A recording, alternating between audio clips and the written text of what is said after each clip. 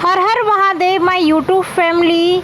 आज मैं गई हूँ हरिद्वार और मैंने आप लोग को हरिद्वार के दर्शन कराए हैं भोले बाबा के। हरिद्वार में इतनी ज़्यादा भीड़ है, आप देख ही सकते हैं। जल ख़त्म होने के बाद भी हरिद्वार में भीड़ रहती है। जब तक सावन ख़त्म नहीं जो हो जाएंगे तब तक यहाँ पर भीड़ रहेगी। और इतनी ज़्यादा जनसंख्या, इतने ज़्यादा श्रद्धालु हैं यहाँ पर, वो अपने भोले बाबा के दर्शन करना चाहते हैं गंगा नहाकर। गंगा मैया की बात कर लीजिए तो गंगा मैया इतनी ज़्यादा बहाव में, इतनी ज़्यादा तेज़ी में है कि अगर आप बीच में खड़े होते हैं तो बह के चले जाएंगे। इसीलिए ज़्यादातर लोग साइड में नहा रहे हैं। जो भी बीच में नहा रहे हैं वो उन्हें तैरना आता है और वो उन्हें तैर कर वो किनारे पे जा सकते हैं। लेकिन अगर आप गंगा जी में नहाने जाएं तो बीच में बिल्कुल भी मत जाएं, क्योंकि बिल्कुल बीच में जाने से आप लोग की जान को खतरा हो सकता है। बीच में इतनी ज़्यादा बहाव है कि अगर आप बीच में खड़े होते हैं तो अपने आप ही खुद ब खुद आप बह जाएंगे। और आप देख ही सकते हैं कि यहाँ पर कितनी ज़्यादा भीड़ है। भीड़ की तो आप वो गिनती नहीं कर सकते कि यहाँ पे कितनी ज़्यादा श्रद्धालु हैं। और यहाँ से आप ऋषिकेश भी जा सकते हैं। यहाँ से ऋषिकेश का किराए की बात कर लीजिए तो ऋषिकेश का किराया यहाँ से लगता है 100 रुपये।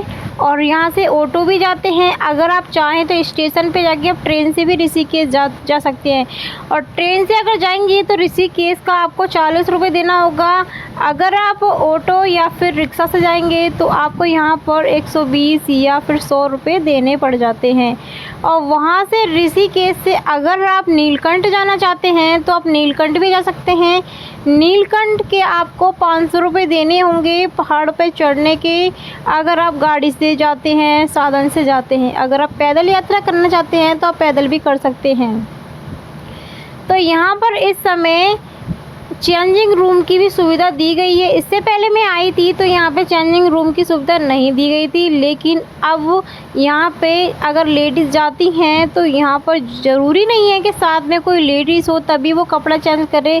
यहाँ पर आपको एक रूम दिया जाएगा जिसमें आप अपने कपड़े आराम से चेंज कर सकते हैं, आपको कोई भी दिक्कत नहीं आएगी। इसीलिए अगर आप 2 मेंबर जाते हैं, पति पत्नी जाते हैं, तो आप यहाँ पर आराम से चेंज भी कर सकते हैं। तो यहाँ पर जल के बाद तो आप देख सकते हैं कितनी ज़्यादा भीड़ है। हर कोई चाहता है कि सावन के महीने में अपने भोले बाबा के दर्शन कर ले। तो भीड़ तो हमेशा ही रहती है, लेकिन सावन के महीने में जो भीड़ होती है इस जैसी भीड़ कभी नहीं होती है।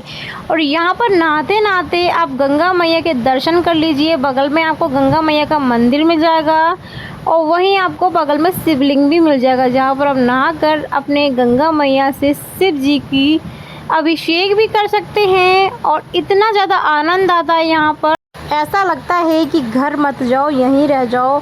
कोई भी तीर्थ यात्रा हो या फिर अगर आप वैष्णो देवी जाते हैं, कहीं भी जाते हैं धर्म स्थल पर, तो आपको वहाँ से आने का मन तो नहीं करता होगा। मेरा तो नहीं करता है। अगर आपका नहीं करता है तो कमेंट सेक्शन में ज़रूर बताइएगा, क्योंकि अगर हम जाते हैं तो हमें ऐसा लगता है कि हम सब कुछ भूल गए हैं, यही हमारी दुनिया है, यहाँ पे हम रह जाएं तो घर की बिल्कुल भी याद नहीं आती है और सारी टेंशन से मुक्ति मिल जाती है।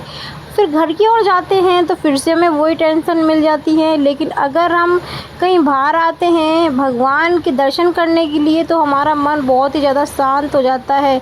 मैं तो आपसे यही कहूँगी, अगर आप ट्रेन से दिल्ली से अगर आप हरिद्वार आना चाहते हैं तो आपको ट्रेन का 100 रुपये किराया देना होगा।